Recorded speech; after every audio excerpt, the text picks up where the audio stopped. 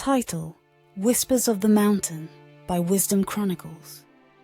In the heart of Appalachia, cradled by the rolling hills and veiled by the mist that rose like a prayer each morning, there existed a world both simple and profound. It was a place where wooden cabins, worn by time and weather, stood as steadfast sentinels amidst the dense emerald forests. The landscape, dotted with coal mines, whispered stories of generations, of toil and dreams, encapsulated within its dark cavernous belly. It was the era of the Great Depression, a time when the heart of America throbbed with uncertainty and hope intermingled like the intricate melodies of folk music that resonated through the hills. Banjos and fiddles were not just instruments but the very voice of the community, singing tales of joy, sorrow, and endurance. In this tapestry of rural life, there was a young woman, Eliza, whose spirit was as vibrant as the misty Appalachian mornings. Her dream was simple yet profound: to be a teacher, to ignite minds with the power of knowledge. But her aspirations were like a butterfly fluttering against a gale, for her world was one of unspoken rules and deep-rooted traditions. Eliza's days were spent in a one-room schoolhouse, a humble abode of learning where she endeavored to sow the seeds of thought in young, fertile minds.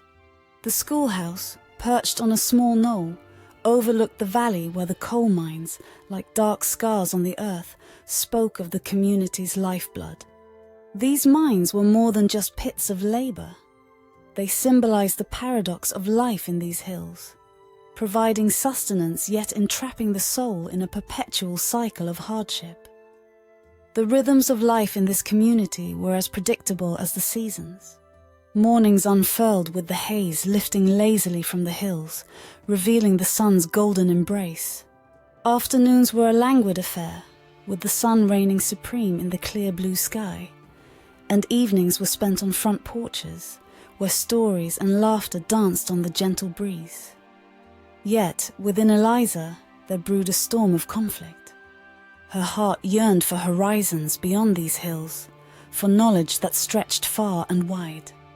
But her roots were entangled in the soil of her homeland, nourished by the love and expectations of her family. The community viewed her ambition with a blend of awe and suspicion, like a rare bird whose exotic plumage was both captivating and unsettling. The coal mines, as much a part of the landscape as the hills themselves, served as a constant reminder of the life that awaited most of the youth in this community. To Eliza, the mines whispered of a destiny she longed to escape, a fate where the mind and spirit were shackled by the relentless need for survival. The sensory tapestry of Eliza's world was rich and evocative. The crisp, cool taste of mountain stream water, the comforting aroma of her mother's homemade cornbread, and the pervasive, ever-present scent of coal dust that clung to her father's clothes. These were the threads that wove her existence, each a reminder of the life she was born into. But change, like a slow-moving storm, was on the horizon. Talks of mines closing began to stir the winds of unease. Eliza felt the undercurrents of this change, understanding that it foreshadowed a shift, not just in the community's economic landscape, but in the very fabric of their lives. One evening, as the sun dipped behind the mountains, casting long shadows over the valley, Eliza sat on her porch, her mind a whirlwind of thoughts. The music of a distant banjo reached her ears, a melancholic melody that seemed to echo her inner turmoil. She pondered the roads she could take, each path fraught with its own sacrifices and rewards. It was then that her father, a man of few words but deep wisdom, joined her. He understood the silent battle raging in his daughter's heart. In his eyes, she saw the reflection of her own dreams, tinted with the hues of reality.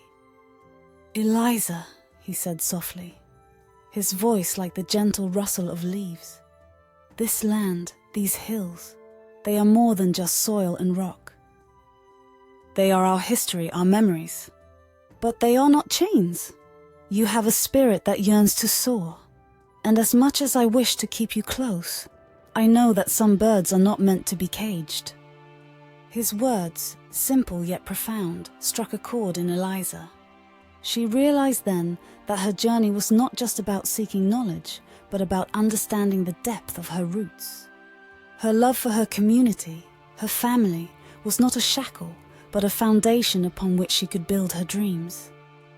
The following days saw Eliza making a decision that was both a departure and a homecoming. She chose to embrace her dream, to pursue her education, but with a promise to return, to give back to the community that had raised her. Her journey was not a rejection of her heritage, but an expansion of it. As Eliza left her Appalachian home, the hills seemed to whisper blessings, the winds carrying her aspirations like seeds destined to bloom. The coal mines, those dark sentinels, stood in silent testimony to the changing times, to the dreams of a young woman who dared to envision a life beyond their shadows. In her heart, Eliza carried the essence of her home, the resilience of the hills, the warmth of the community, and the melodies of the folk songs that had cradled her since childhood. She stepped into the unknown, a tapestry of hope and determination woven into her being, ready to face the world, yet forever a daughter of the Appalachians.